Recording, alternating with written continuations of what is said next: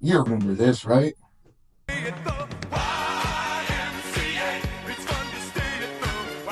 This is what Bubba's using to store his firearm. Obviously. I don't think it's very effective. We're going to do a little something for Bubba. We're going to take this out. It's not even stable. I don't know about Bubba Joe. First, let's get this thing emptied out, because we're about to bring in the other one. So what we're going to be using is this metal cabinet. This cabinet came out of my kitchen. I've got a much older house, and originally it had 16 gauge metal cabinets in the kitchen. I've since taken this one out and had been using it for flammable materials storage. But since I got a glimpse of what Bubba Joe's been using as his firearm storage, figured it was time to give him an upgrade. It doesn't look like much of anything right now. So first, what we're going to have to do is we're going to have to get the pressure washer after this, clean it up quite a bit, see what we can do with the finish.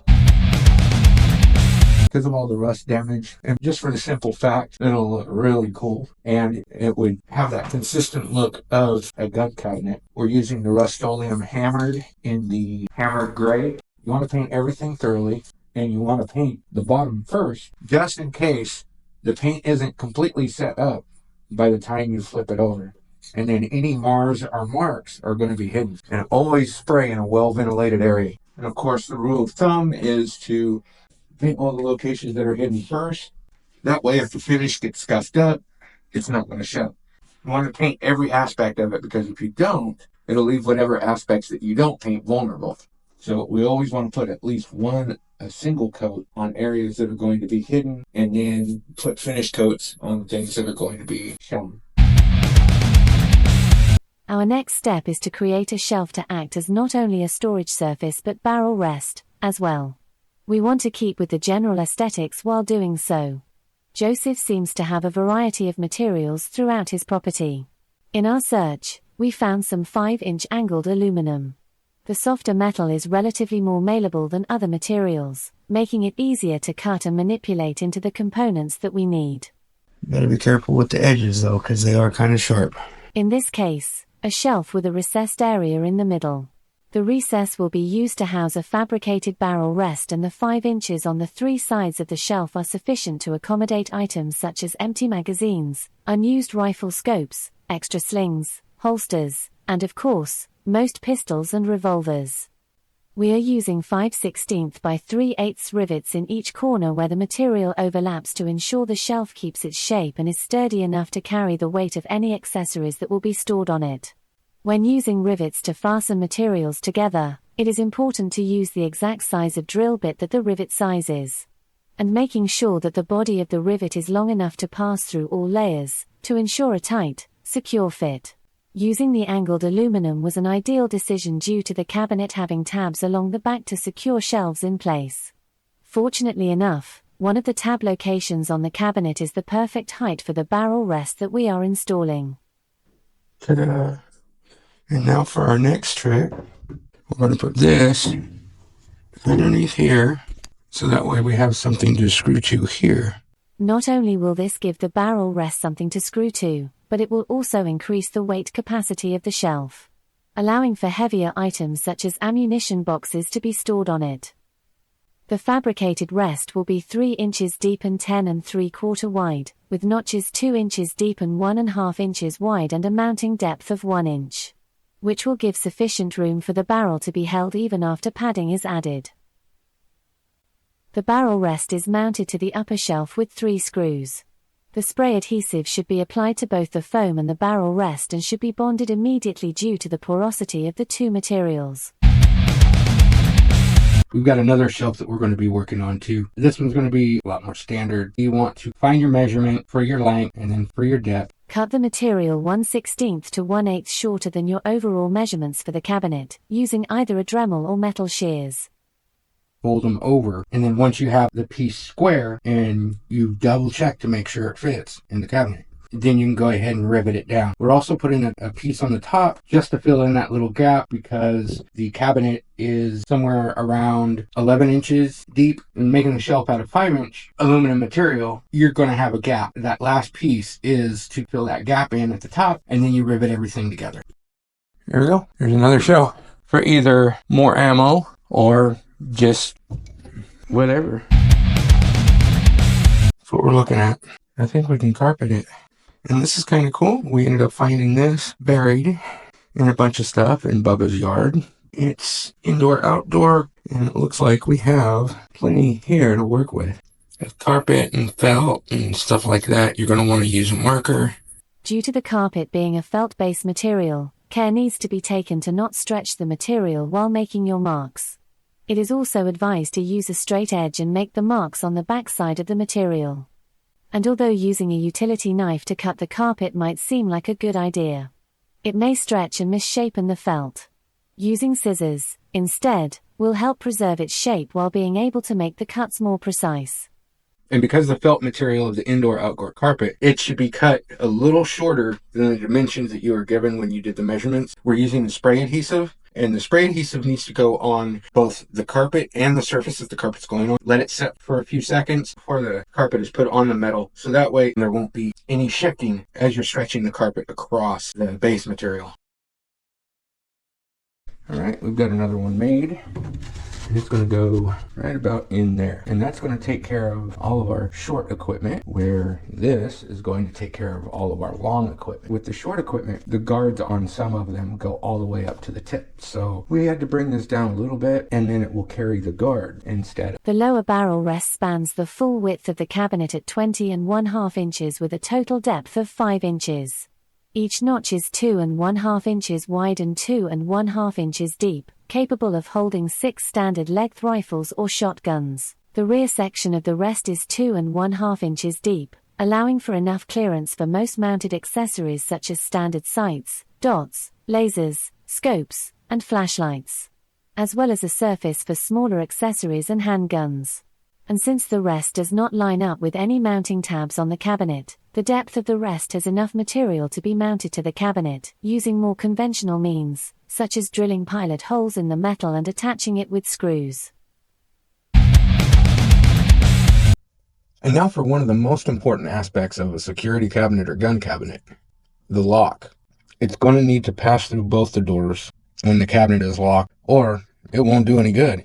We've marked an outline where the lock is going to rest and need to cut an opening in the door for the lock to function. Since we don't have any metal fabrication tools, we're going to have to use our cordless hole punch. See what I did there?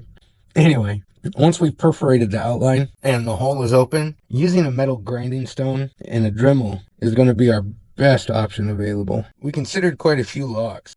Bolts, clasps, cams, ratchets, cables, and magnetic locks, but none of them were going to give us the combination of security and accessibility that we were looking for. So this is what we came up with. A trigger lock. Seems appropriate for a firearms cabinet. The whole lock doesn't solely depend on the one door. It's going to depend on the other door as well. So we're going to put a backing plate on the second door. But that backing plate's going to have to be completely flat, and all we've got is the angled aluminum, so we're going to have to flatten that angle out. And before we put it in, we might as well paint it too. And the paint we're using on the trim pieces and the backing plate is the hammered black. That way it stays with the theme and the aesthetics of the whole cabinet. And since part of the lock is going to be on the backing plate, we're going to make sure that we have 4 rivets within the area that the lock is going to be on. That way, there's less of a chance of it blowing out in case it's forced. And for the mounting of the rest of the plate, we're going to start at the bottom and we're going to give it about 6 inches between each rivet. And of course, since the other piece of the lock is going to be mounted on the backing plate, we're going to have to open a hole for it. So again, we're going to perforate it. We're going to take the piece out and we're going to smooth it all out with the Dremel again. Now we need to find out how to strap this down. To mount the stationary side of the lock, we are cutting a 1-inch strip of the angled aluminum that we have available to us and shaping a tab into it for it to slide into place at the edge of the backing plate. We continue to shape the strip of aluminum to wrap around the lock, holding it in place while leaving about 5 inches of material to be used as a fastening point for rivets to be installed to hold the mount securely to the door. My shaping wasn't all it was cracked up to be, so this is what we have. I'm going to put that in there to just kind of wedge it together and hold it in place. It's got a nice tight fit. It's got a key, unlock. It also has push button code, unlock, as well as biometric, just like that. Boom, there, and then you can access all your stuff. And of course, the top doors are also going to get a lock similar to what we have here. However, we will need to mitigate the recess between the top doors and bottom doors. Locks will mean very little if there is an obvious weak point in the cabinet that can be exploited. We will be using what we already have available to us to fabricate a plate to close off the recess and attach it using rivets that will be obscured when the cabinet doors are closed, minimizing the ability to open the cabinet by force. Gun cabinets, trigger locks, cable locks, lock boxes, and wall mounts are designed to make it difficult to access, making it inconvenient for those who do not have authorized access to the equipment, creating unwanted attention if an attempt is made. Now, it could have probably went with 4 at the top and 4 at the bottom, but we'll go with 5. Well, we've marred and scuffed up the finish, so we should do some touch-up painting and cover in the rivet holes on the plate. Let that set up before we start putting the carpet on the doors. And just like we did inside the cabinet, we're going to spray the door and we're going to spray the back of the carpet. Let it set until it becomes tacky before we apply the carpet. And with the carpet, want to start at one end and then just kind of work the carpet up onto the door as we're flattening and pressing and stretching it in place. Once we've done that, we'll just go ahead and cut off all the excess, do a little bit more touch-up painting, and let that set up before we install the cabinet where we're going to be putting it. All right, and to properly secure this to the wall, you'll want to use 3.5 inch by about 1/8 of an inch wide, if not 3/16. This is going to be sufficient for this cabinet, and we're going to put 2 at the top here of this compartment, and then we're going to put 2 at the top of this compartment. And that should be sufficient. Now, for the cabinet, we're going to make some plastiform holders. This one has already been done, and I'll show you how to do that. You obviously don't want to use the item that you're going to be holding in the form to create the form, so you'll want to draw an outline on something that's going to be somewhat non-flammable. I'm going to be using drywall to accomplish this, and to gain the thickness, we replicate the item however many times we have to achieve the thickness. Some spray adhesive or masking tape or just anything to hold it together. Use a heat source. In my case, I do have a propane torch. Try to keep your fingers out of the way because it's going to be warm. And gradually shape the plastic to follow your form. Cut off the excess. You don't want to get rid of the lip if you're going to be mounting this holder, but you'll want to kind of make sure it has enough there for mounting fasteners to it. As long as it's not a plastic piece that you're putting into it or anything that might warp due to heat, you can use the actual item now to finish off any rounding off. If you're wanting to add features to it so you can get a clean fit specifically for it. Now, you do want to use utmost safety. You want to make sure that everything's empty and it doesn't have anything in it that may be dangerous. You can mount them on your security cabinet door using screws or even rivets. And ultimately, for the most part, you can make them any shape you want. We are using hook and loop tape, otherwise known as Velcro, as our fastener of choice to mount our pistol holders to the door. This gives us the flexibility to relocate them as the need presents itself. So we want to go somewhere between 4 and 5 inches from the opening here, so that way, as the door closes, everything tucks in. And then get it as far back as you can. On a thin door like this, you're going to have to really work with real estate here. And on the next one, come down about 9 inches from the previous holder, and then you can place your next holder. That should give you sufficient room to remove and store conveniently without obstruction. Anytime where you have a bottom section and like a top section, you are going to have to lock both sections if you're going to be using them for your rounds, anything of that sort. We are going to end up putting another lock here, but for now, we definitely wanted to get this in. At least this way, you're not using up a bunch of trigger locks. You're not keeping things too accessible to where people can get to them. I think maybe we should stock this thing up. And here we are. The DIY gun cabinet with enough room to hold at least 8 firearms and enough room in the top compartment to store your supplies. It cost us about $50, but to be fair, we were fortunate enough to have about 90% of the supplies on hand. And it did cost us a couple of days of our time from start to finish. It does follow the California guidelines for firearm storage with maybe one issue, and that would be the gap of the doors on the hinge sides. This would be a location where it could be vulnerable to forced access, but installing this in a closet would correct that. Gun laws can be tricky. What might be okay in one state may not be okay in another. For the most part, they're common sense laws, but then there are some laws that just make no sense.